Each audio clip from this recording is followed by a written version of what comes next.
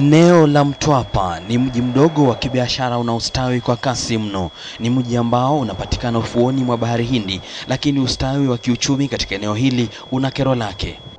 Wengi wa wakazi wa hapa, hasa vijana, huacha masomo mapema na kujitosa katika uraibu wa utumizi wa mihadarati kando na ulanguzi wa madawa ya kulevya. Wengi wa vijana wa kike nao hujihusisha na ukahaba. Kisomo cha wengi hukomea shule ya msingi, huku wanaobahatika kuendelea na masomo hukomea kidato cha 4. Lakini penye uovu hapakosi mema.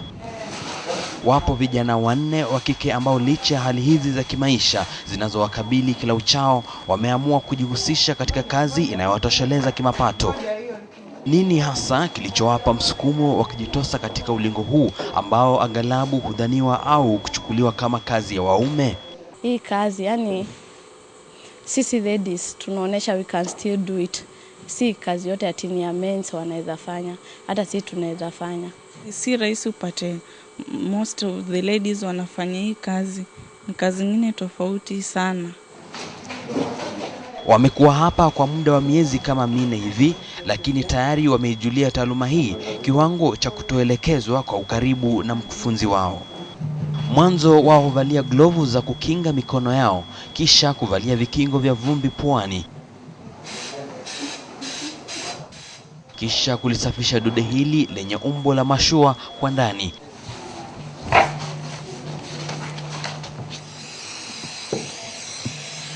Kabla ya kuanza kulipaka kemikali spesheli inayoshikamana kwa uzuri. Ndivyo ambavyo bodi ya mseto wa glasi na nyuzi inavyoundwa. Nazo nyuzi hizo huwa katika sehemu ya pata 6 hadi 9 zilizoshikwa kwa pamoja na gundi ya aina yake.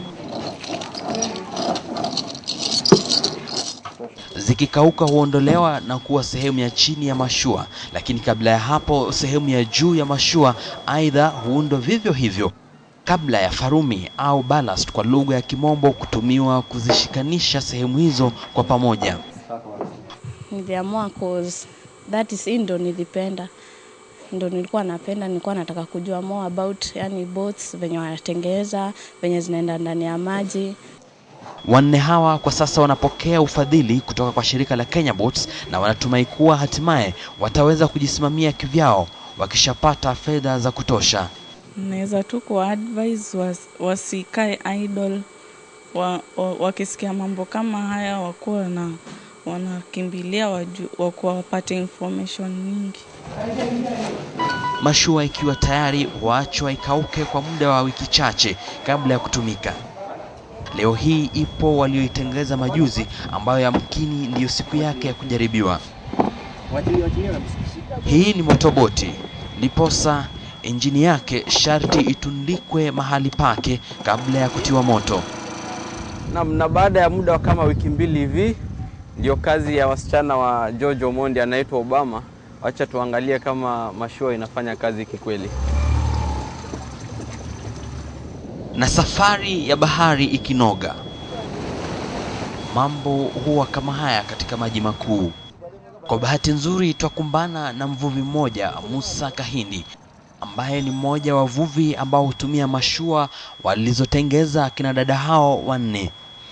Zawadi Mdibo, KTN, makala ya Bongo la Biashara kutoka Mtwapa.